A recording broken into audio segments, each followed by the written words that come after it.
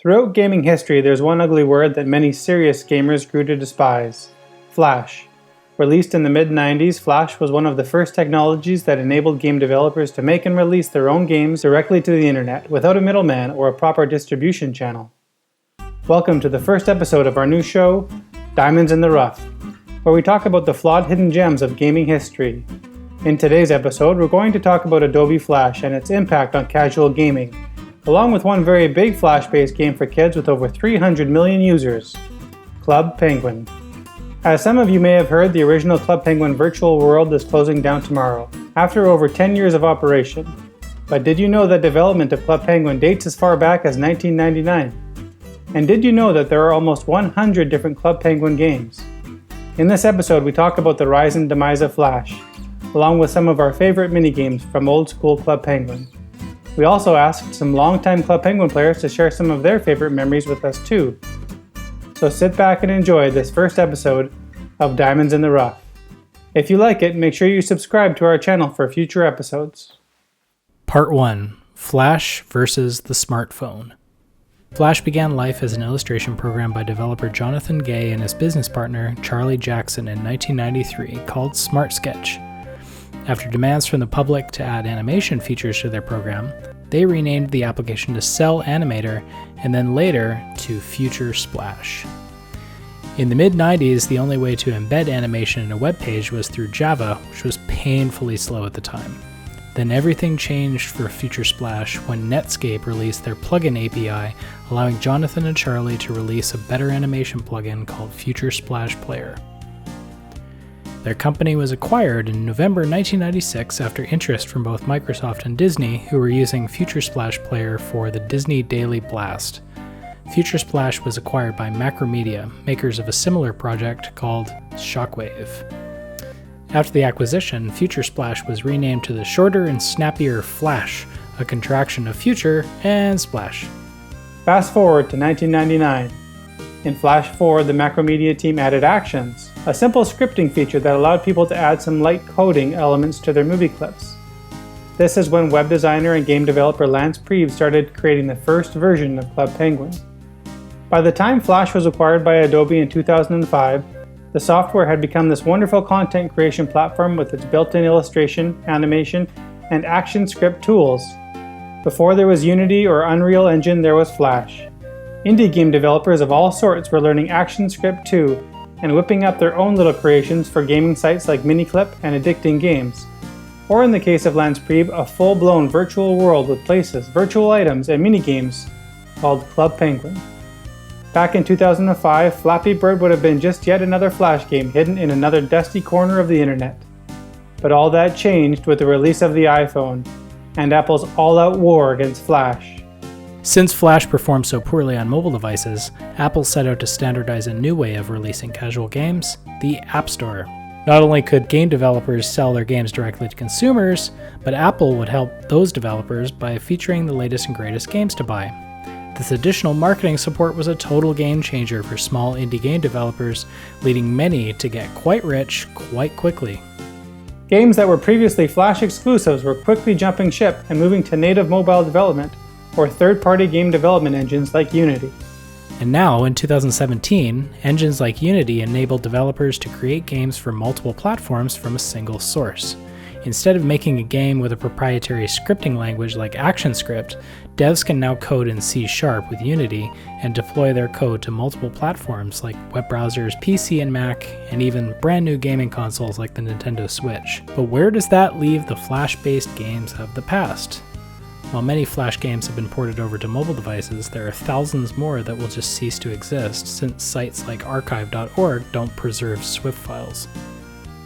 Most of these games are too simple to be enjoyable, but like the Atari 2600 and video games before it, they are important moments in history. Games like Meat Boy originated in Flash, and there are plenty of other interesting historical moments there to be preserved. So with that, let's talk about one of the biggest games in Flash history, Club Penguin. Part 2. Club Penguin.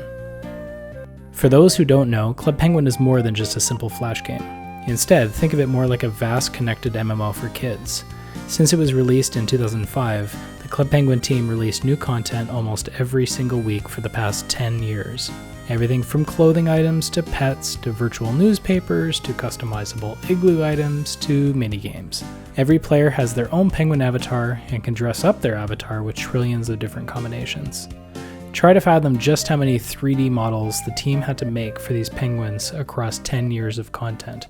It's actually quite staggering. But as fans of video games, what may be most interesting is just how many games were released within the Club Penguin game. There are around 100 different games, including full-blown point-and-click adventures a la the classic Sierra or Putt-Putt titles. Since this vast virtual world is closing tomorrow, we wanted to feature our top 12 favorite Club Penguin game titles, along with some tributes from longtime fans. After all, we both worked at Club Penguin a few years ago, so we wanted to pay tribute to the little game that gave us so much, and the team that worked so hard on it. Number 12, Astro Barrier. What's that, you ask? Where are the penguins? Great question. Astro Barrier was one of the games in the arcade of Club Penguin, and one of the original 5 CP launch titles in 2005. What's great about this game is that it feels like something from the Atari 2600 days. It may look a bit like Galaga, but it's more of a puzzle game than a shooter. It's a calm and thoughtful game that rewards great timing. It's still hard to believe that Screenhog was able to get so much done all by himself in 2005 and 2006. Back in the day, he not only made games but drew a ton of the art for the game, composed music, and even wrote articles for the newspaper and interacted with fans. This guy is an absolute rock star and makes these wonderfully thoughtful puzzle games we like so much. It's a shame more people don't know about his fantastic games. If you're looking to play one of Chris's thoughtful games, check out Phrase Shift, which is available on Steam in a link we'll include in the notes. Unfortunately, Astro Barrier will be disappearing by the end of this month. If you want to see what it looks like, there are plenty of videos on YouTube. Number 11, Kart Surfer. This is one of the first games new team members would play when they joined the Club Penguin team. So it's another game made by Screenhog, but this one's a little bit more action-based, rewarding quick reflexes and timing memorization. Kart Surfer is a simple, short, and fun minigame with short playtimes. For Club Penguin players who are feeling nostalgic, a version of this game appears on the first Club Penguin title on the Nintendo DS, Elite Penguin Force. Fortunately, the game is fairly cheap on eBay and at retro game stores since it sold about 2 million copies, so there are plenty floating around. Number 10, Card Jitsu Water. This game is a classic example of why Flash sucks. The team worked so hard on this competitive action board game and it was really challenging and fun. The downside is that you need a super fast computer to play this game properly since Adobe Flash only runs on a single core of your computer processor. One thing we love about Cardjitsu Water is that it's built using elements from the Club Penguin trading card game Cardjitsu. So it's a great example of taking one game and turning it into something else entirely. Cardjitsu Water could have been great with actual controllers on a real gaming console and not, with Flash. Unfortunately, this game won't be available after Club Penguin Classic closes down. Number 9, Pizzatron 3000. I still remember when Aaron was making this game back in February of 2007. At the time, I was working for the community support team, and he asked all of us to test out the game.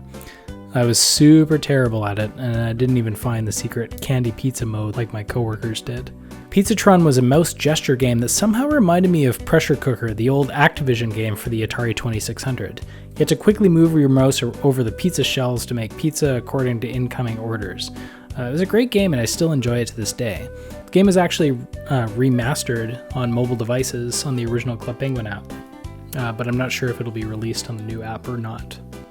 Number 8, Bits and Bolts. Again with this one, no penguins, just bots. It's an educational puzzle game, so if you're into puzzle games, this one is great. But if you don't like maths, then this one probably isn't for you. We love so many things about Bits and Bolts, the art style, the music, and the gameplay. It's also kind of stressful having to solve math problems so quickly sometimes. Bits and Bolts is most likely going to disappear from the planet after Club Penguin closes, causing math haters from around the world to rejoice. Number 7 is a tie game, Sumo Smash and Goal. I still remember our original brainstorm about this Wii game when I was working at Disney. We imagined it would be a bit like a summer camp as a kid where you have all these ridiculous games that you'd have to play to win the big trophy. I remember hopping around in a potato sack race when you were a kid. We'll mix that with penguins and you have Club Penguin Game Day for the Nintendo Wii. Game Day was developed by a pretty amazing Japanese developer, so this game has some fun Japanese flair to it. There are several great little party games on Game Day. Sumo Smash is a fun 4-player game that rewards the last penguin standing, while Goal plays out a bit like a hockey version of the Atari 2600 classic Warlords. If you're looking for some local multiplayer fun, Game Day is a rough hidden gem on the Wii, and it's pretty easy to find it on eBay for relatively cheap. Of course, the most sought-after version is a rare staff-only copy of the game sporting an alternate cover and a greeting from Billy Bob. Good luck finding that one, as only a few hundred copies exist. Here's what one fan had to say about Game Day for the Wii. After careful consideration, I have decided that the best Club Penguin minigame of all time is actually not playable in the Flash virtual world. This one is exclusive to the Game Day Wii video game and is called Snowball Battle. The main reason for Snowball Battle being the best is that it allowed us Penguin players to have snowball battles in a more thrilling, challenging, and competitive way compared to those in the virtual world. Snowball Battle on the Wii required quick thinking, strategy, and practice in order to be able to compete against the other players. In summary, the Snowball Battle minigame on the Wii has enhanced the meaning of having a snowball battle on Club Penguin. It has also helped Club Penguin extend their products beyond the virtual world onto a Nintendo console and pave the way for more platforms. Plus, Snowball Battle will always be available to play, even after the Flash virtual world closes. The existence of this minigame is not dependent on the status of Club Penguin's current products or even the company itself. You can always turn on your Wii console with Game Day inside to have Snowball Battle fun. Number 6. Medieval Party Quests. Okay, so we're cheating a bit here. There were several different quests with each annual medieval party. The twins made beautiful and exciting medieval quest puzzles, and every year they got more and more elaborate. But our favorite medieval party quest was the one involving Scorn the dragon. The medieval quests were the closest Club Penguin ever got to making something like Zelda: A Link to the Past, and the big dragon battle against Scorn was like an epic boss battle, except quite a bit easier than something on The Legend of Zelda. Number 5. Sled Racing and Sled Racer. Okay, technically it's not a sled. It's actually like a toboggan. No, wait, it's not a toboggan. It's a tube. It's like an inner tube. It's like a tire. Anyways, it's kind of funny that this game is called Sled Racing because it's not a sled. But this is a true classic, the first multiplayer game in Club Penguin and one of the original launch titles back in 2005. So this is a Flash relic. It's also the source of a great myth in Club Penguin, the mysterious Old Blue, which was a shade of blue not available to players. Of course, if there's an item that a player can't get, it's bound to get legendary, regardless of what game you're playing. This is not exclusive to Club Penguin. Many games have this thing. If it's not available, it's cool. Sled Racing inspired a later mobile app called Sled Racer, a single-player endless runner mobile app. So like Pizzatron 3000, this game was actually developed by Aaron Hibbert, who created many other Club Penguin games like Aqua Grabber and Puffle Launch. Aaron also has his own YouTube channel where he posts Unity tutorials. Check out the link below and make sure you subscribe to his channel. Aaron's working on a racing game inspired by Diddy Kong Racing right now, so make sure you check that out on Steam and show him some support. And if you're into Sled Racer, check out Wagon Wreck, an indie game that was also made by a former Club Penguin team member. Number 4. System Defender. We're going to go out on a limb here and say that the theme of System Defender probably wasn't that interesting to some Club Penguin players. The idea of combating viruses as they work to invade the computer systems of a secret spy agency was probably lost on more than a few kids. But man, was this game ever fun and hard. It's a standard tower defense game, but with the added layer of ongoing character dialogue and interactions happening throughout gameplay. This game would be great on an iPad or tablet. One of the designers who worked on this game ended up going on to make Adventure Capitalist, one of the most successful idle games of all time. It's also probably one of the most pointless games of all time too.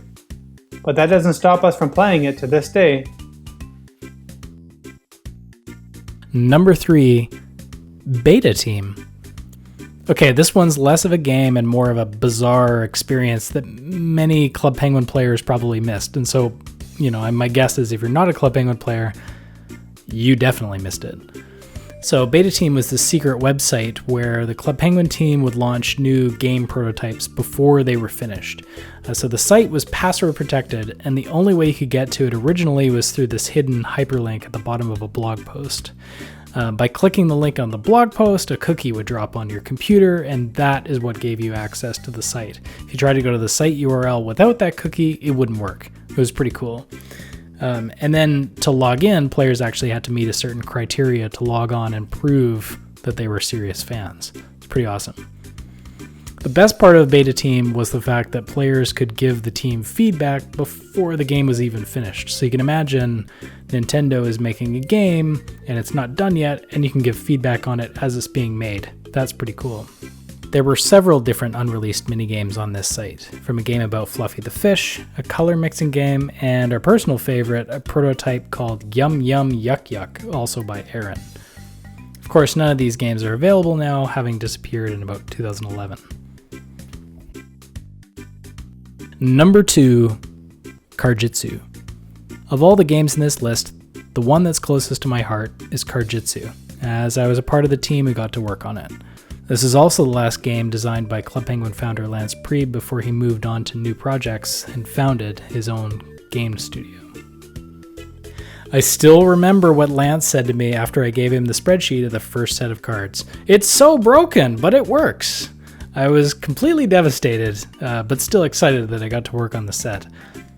Cardjitsu is a simple rock, scissors, paper game with some extra bells and whistles. Since Cardjitsu was released as a physical trading card game in real life, players could unlock more powerful cards in the virtual world from their physical card collection. I'd always hoped that Cardjitsu would become a tournament game like Pokemon or Yu-Gi-Oh! But perhaps the game is too simple for the more serious trading card gamer crowd. In any case, you can still pick up physical copies of Cardjitsu on eBay for reasonable prices if you want to play the game. I've been slowly picking up sets whenever I can find them out in the wild. If I were to have to choose my favourite Club Penguin minigame, it would be Cardjitsu. And the reason for that is because it's more than just a game, it's its own franchise. It had over 5 series of cards produced for it. And the reason for that success and popularity is because it's just genuinely very fun. You can face off against other penguins, and the incentive of becoming a ninja made me play for hours. Honorable mentions. Before we get to our number 1 pick, here are some honorable mentions from some longtime Club Penguin fans. Hey everyone, my name's Adam Hamilton. Some of you may know me as Pup11, and my favorite Club Penguin Classic minigame has to be Dance Contest.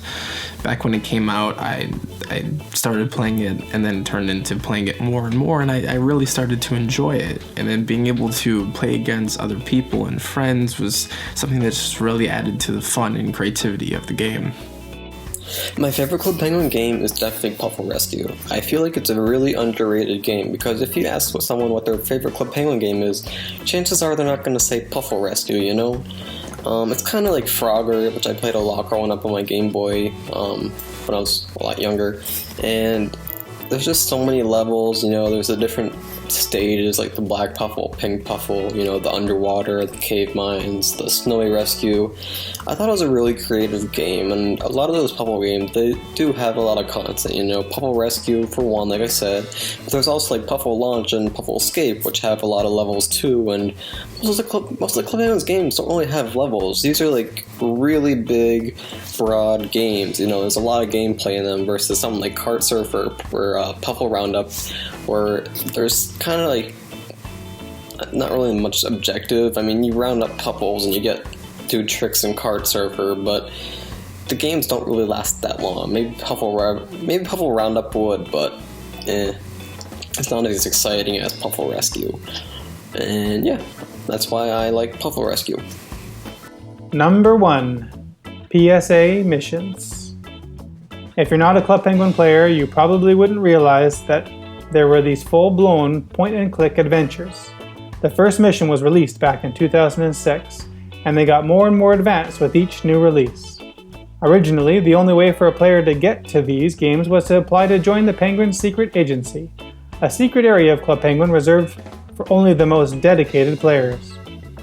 The PSA missions were a story-rich treat for those die-hard players, offering them a completely different experience than elsewhere on the island. There were 11 missions released in the Flash version of Club Penguin, most of which were re-released on the Nintendo DS as Elite Penguin Force Herbert's Revenge. Missions 5 to 11 were repackaged for Herbert's Revenge, but the original 4 missions only Flash exclusives, so will likely exist as videos on YouTube only now. If you haven't played the PSA missions yet, we recommend giving them a try, as they are surprisingly enjoyable. Both of the 2 Club Penguin Nintendo DS games use the Sierra point-and-click adventure format, and are quite affordable to buy online or at retro video game dealers. That concludes the first episode of Diamonds in the Rough. Hope you enjoyed it! Subscribe to our channel for future videos about the flawed but hidden gems of gaming history. If you have a suggestion for a future video, let us know by leaving a comment below. And until next time, waddle on.